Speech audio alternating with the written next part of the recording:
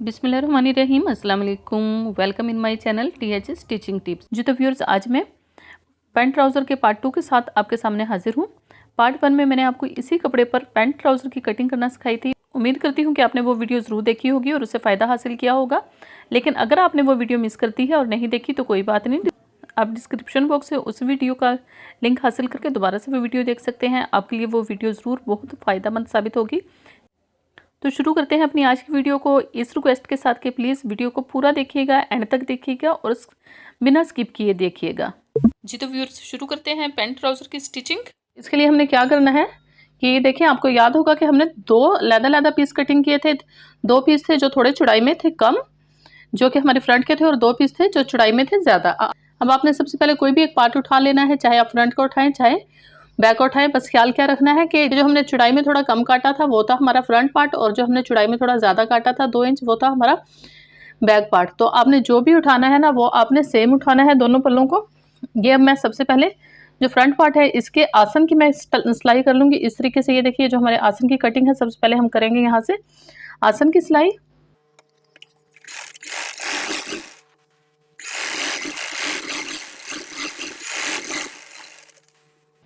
इसी तरीके से हम जो बैक पार्ट है उसके आसन की भी सिलाई लगा लेंगे।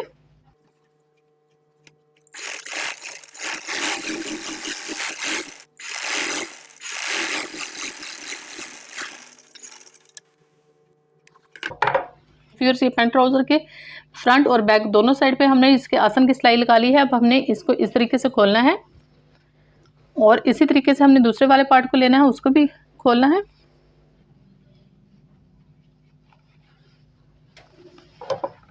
और फिर आपने इसको इस तरीके से बराबर रख के दोनों सिरों को, फ्रंट पार्ट के और बैक पार्ट के दोनों के सिरों को इस तरीके से रखना है बराबर, और इसकी लगा देनी है सिलाई।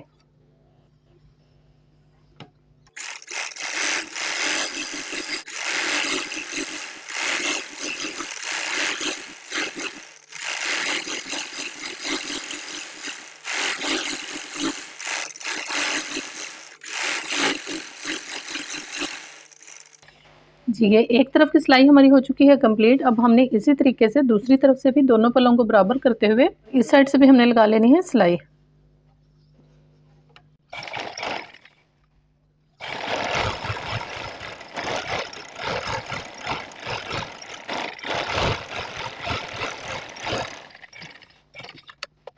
जी, फिर से सिलाई हमारी कंप्लीट हो चुकी है। अब हम इसमें सबसे पहले इलास्टिक डालेंगे, और इलास्टिक डालने के लिए हमने करना क्या है कि जो फ्रंट वाली साइड है वो तो क्योंकि ये देखिए सीधी सीधी है, तो बहुत आसानी के साथ आप यहाँ पे इलास्टिक डाल लेंगे। लेकिन बैक वाली साइड है जो वो इस तरीके से कुछ उरेब में है, क्योंकि कटिंग वाली वीडियो में अगर आपने देखी है तो आपको याद होगा कि कटिंग करते हुए मैंने बैक की तरफ से आसन वाली साइड से 2 इंच एक्स्ट्रा रखा था, और यहाँ पर जहाँ पर हम हमारी ये सिलाई आई है यहाँ से हमने बराबर रखा था। एक्स्ट्रा रखने का मतलब क्या था कि जब बैठते हैं तो बैठते वक्त पीछे की तरफ एक खिंचाव पड़ता है, जिसकी वजह से हमारी जो पैंट ट्राउजर होती है वो नीचे की तरफ खिसक जाती है। वो नीचे की तरफ ना खिसके, इसलिए हम आसन वाली साइड से ये 2 इंच बढ़ाते हैं।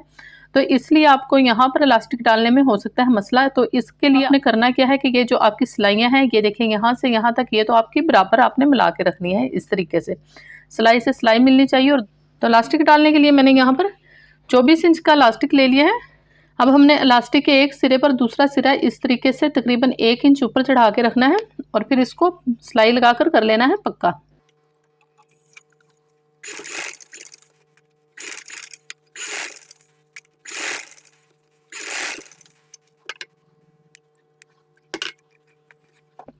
जी, ये सिलाई लगाकर हमने इलास्टिक को राउंड कर लिया है। और अब आपने क्या करना है कि जो आपकी इलास्टिक है इसको रखना है आपने, जितनी आपकी इलास्टिक की चौड़ाई है ना उससे आपने 1.5 गुना नीचे की तरफ रखना है। ये देखिए, ये मेरे पास इलास्टिक की चौड़ाई है तकरीबन 1 इंच, तो मैंने 1.5 इंच कपड़े को छोड़ा है। और अब मैंने ये जो एक्स्ट्रा कपड़ा है इसको इस तरीके से करना है फोल्ड, और यहाँ से इसको एक बार फिर से फोल्ड करना है, और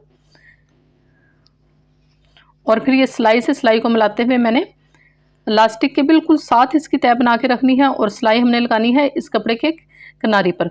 लेकिन सिलाई लगाते हुए हम ख्याल क्या करेंगे कि हमारी सिलाई इलास्टिक के ऊपर नहीं चढ़नी चाहिए, बल्कि इलास्टिक के बिल्कुल साथ साथ कपड़े की किनारे पर रहनी चाहिए।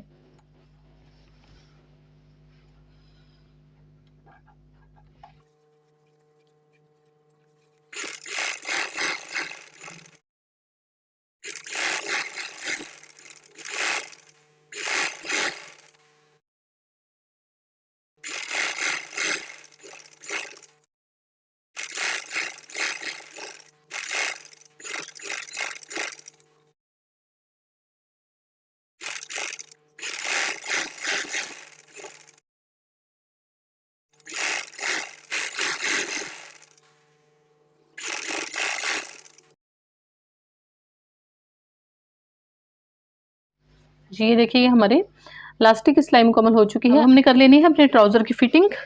और ट्राउज़र की फिटिंग करने से पहले आपने क्या करना है कि इस तरीके से आपने कपड़े को सिर्फ एक बार फोल्ड करके लगा लेनी है सिलाई। ख्याल रहे कि मैं सिर्फ सिंगल फोल्ड करके यहाँ पर सिलाई लगा रही हूँ, कोई मैंने डबल फोल्ड नहीं किया है।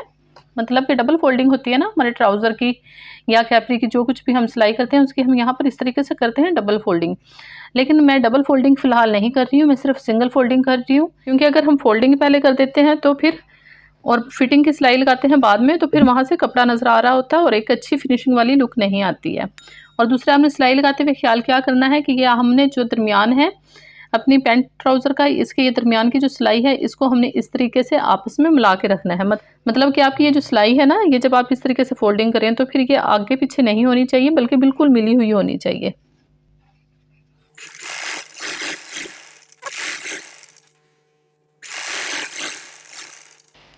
इसी तरीके से हमने दूसरे वाले पाइंचे की भी कर लेनी है फोल्डिंग।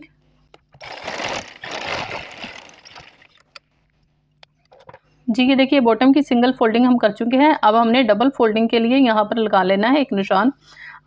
ये 2 इंच का यहाँ से मैंने मार्जिन छोड़ा था, तो ये देखिए मैंने 2 इंच पे यहाँ पे लगा लिया है एक निशान। ये निशान हमने लगा लिया है, लेकिन फोल्डिंग हम अभी भी नहीं कर रहे। अभी हमने यहाँ पे जस्ट ये निशान लगाया है। अब आपने इसी निशान को इसी तरीके से रहने देना है और सबसे पहले दोनों जो सिरे हैं इस पैंट ट्राउज़र को उसको इस तरीके से मिला लेना है। फिर ये जहाँ तक हमने निशान लगाया था ना, वहाँ तक आपने इन दोनों सिरों को आपस में इस तरीके से मिलाते हुए, ये देखिए जहाँ हमने ये निशान लगाया था वहाँ तक, यानी जितनी हमने फोल्डिंग करनी थी और निशान लगाया था वहाँ तक हमने दोनों सिरों को इस तरीके से बराबर रखा है। और अब हम यहाँ पर इसकी लगा देंगे फिटिंग की सिलाई। एक बार पक्का कर लेंगे हम यहाँ से सिलाई को डबल सिलाई की मदद से। बहुत प्यारी फिनिशिंग के साथ ये वाली सिलाई होती है अगर आप इस तरीके से करते हैं तो। अब यहाँ से आपने ज़्यादा मार्जिन नहीं लेना है सिलाई में, सिर्फ आपने हाफ इंच मार्जिन के साथ यहाँ सिलाई लगानी है।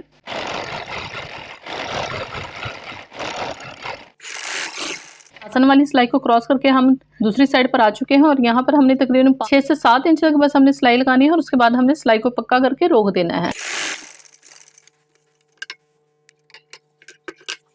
अब हमने दूसरी साइड से फिटिंग करनी है और अगेन वही कि जितना आपने अपने ट्राउज़र के बॉटम को फोल्ड करना है ना, उतना आपने दोनों सिरों को बराबर पकड़ना है फिटिंग करने के लिए। और ये आपने कर देना है इस तरीके से फोल्ड और फिर दोनों को बराबर रखते हुए आपने सिलाई लगानी है।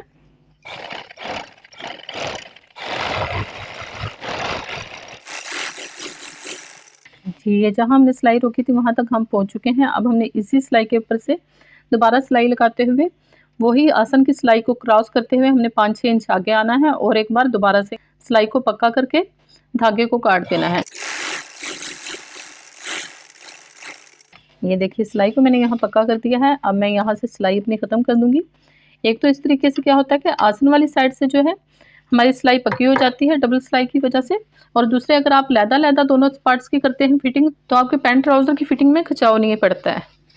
अब हम इसको कर लेते हैं सीधा। जी वीडियो को यहाँ से आपने स्किप बिल्कुल भी नहीं करना है, क्योंकि यहीं से वीडियो का असल टर्निंग पॉइंट शुरू हो रहा है, जहाँ आपको मैं प्रोफेशनल तरीके से फोल्डिंग करना सिखाऊंगी।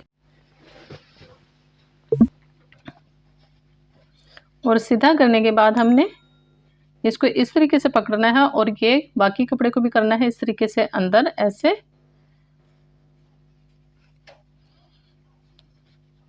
और इस तरह करने के बाद ये देखिए ये जो हमने डबल फोल्ड करके सिलाई लगाई थी, अब हमने इसको इस तरीके से पकड़ना है और इसकी कर देनी है तुरपाई। इस तरीके से करने से ये देखिए ये जो हमारी सिलाई थी ना ये वाली ये गुम हो गई है, क्योंकि पैंट ट्राउज़र हो और फिर उसके अंदर सिलाई फिटिंग की नज़र आ रही हो तो वो अच्छा नहीं लगता है।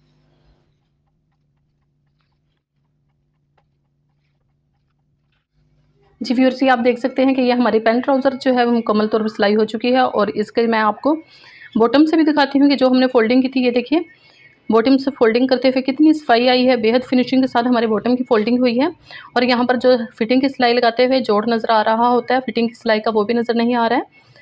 तो ये देखिए मैं आपको घुमा के इसे चारों तरफ से दिखा देती हूँ। ये देखिए जी, आप देख सकते हैं कि माशाल्लाह बेहद फिनिशिंग के साथ हमारी पैंट ट्राउज़र की सिलाई हुई है।